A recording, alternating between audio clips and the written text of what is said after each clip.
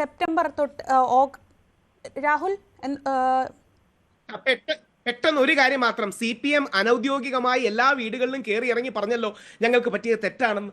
അത് ഔദ്യോഗികമായിട്ട് അംഗീകരിക്കുമ്പോൾ ഒരു കക്ഷി രാഷ്ട്രീയ താല്പര്യം വെച്ചല്ല പറയുന്നത്, അന്ന് എടുത്ത നിലപാടുകൾ തെറ്റായി പോയി എന്ന് സഖാവ് പിണറായി വിജയൻ അവർ, തെറ്റൊന്നും വേണ്ട, ഈ തെറ്റെന്ന വാക്ക് സ്ട്രോങ് ആണെങ്കിൽ, അന്ന് എടുത്ത നിലപാടുകളിൽ ഞങ്ങൾക്കൊരു പുനർചിന്തനമുണ്ട്. നമ്മുടെ സുധാകരൻ സാർ പറഞ്ഞല്ലോ, സുധാകരൻ സാർ CPM മുതിർന്ന നേതാവായിരുന്നു, ദേവസ്വം മന്ത്രിയായിരുന്നു. അതിന് രാഹുൽ അവർക്ക് തെറ്റു പറ്റിയെന്നോ പിഴവ് പറ്റിയെന്നോ അവർ അംഗീകരിക്കുന്നില്ല. ഒരു വരി കൂടെ പറഞ്ഞോട്ടെ, ഒരൊറ്റ വരി കൂടി, ഒരൊറ്റ വരി മാത്രം. സർക്കാർ പാർട്ടിയെ അല്ലായിരുന്നു എന്നൊരു നിലപാടാണ് ഇപ്പോൾ എടുക്കുന്നത്. താങ്കളും ശ്രദ്ധിച്ചതാണ്.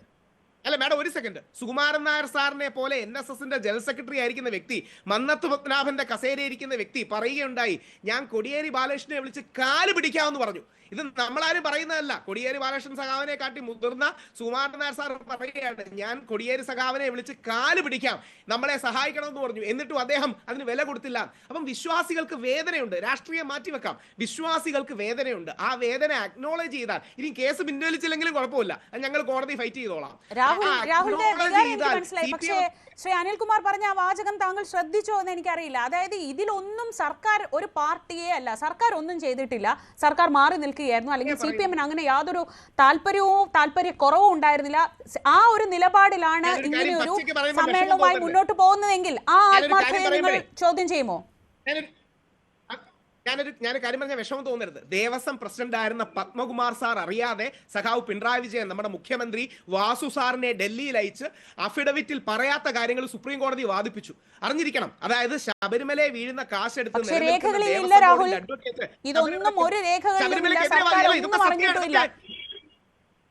അല്ല, ഇത് ദേവസ്വം ബോർഡിന്റെ അഡ്വക്കേറ്റ് അയ്യപ്പനെതിരെയാണ് വാദിച്ചത്. സാക്ഷാൽ ദേവസ്വം ബോർഡിന്റെ അഡ്വക്കേറ്റ് ശബരിമലക്കെതിരെയാണ് സുപ്രീം കോടതി വാദിച്ചത്. NSSന്റെ അടക്കം ഞങ്ങളുടെ അടക്കം അഡ്വക്കേറ്റ് ഉള്ളതുകൊണ്ടാണ് നമുക്ക് സുപ്രീം കോടതിയിൽ നിന്ന് ഒരു ബാലൻസ് എങ്കിലും കിട്ടിയത്. ഒരുപാട് വേദനകൾ അനുഭവിച്ചു ശബരിമല. ഞാൻ ഈ സാധാരണ തീവ്ര വലതുപക്ഷവാദികൾ പറയുന്ന പോലെ അമ്പലത്തിൽ വീഴുന്ന കാശ് ക്രിസ്ത്യാനിക്കും മുസ്ലിം കൊടുക്കുന്നു എന്ന കള്ളം പറയുന്ന വ്യക്തിയൊന്നുമല്ല. ഇത് ഞാൻ ഫാക്റ്റ് ആണ് പറയുന്നത്. ശബരിമലയെ വീഴുന്ന കാശെടുത്ത് ശബരിമലക്കെതിരെ വാദിച്ചു, അയ്യപ്പനെതിരെ വാദിച്ചു. ശരി, അപ്പോ ഈ ആഗോള സംഗമമൊക്കെ നടത്തുമ്പോൾ നിങ്ങൾ അതിനെ പൂർണ്ണ മനസ്സോടെ സ്വാഗതം ചെയ്യുന്നു? സർക്കാരിന്റെ ഉദ്ദേശശുദ്ധിയെ പൂർണ്ണമായും സംശയിക്കാതെ കൂടെ നിൽക്കുമോ എന്നതാണ് പ്രധാനപ്പെട്ട ചോദ്യം. അതെന്തായാലും വരും ദിവസങ്ങളിൽ അറിയാം. നമുക്ക്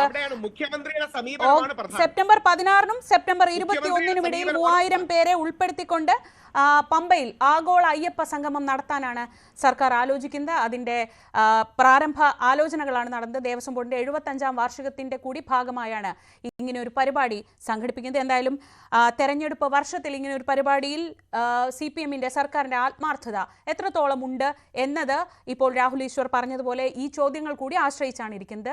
മറ്റൊരു പ്രധാനപ്പെട്ട വാർത്ത നേരത്തെ പറഞ്ഞതുപോലെ ഞങ്ങളൊക്കെ കാത്തിരുന്ന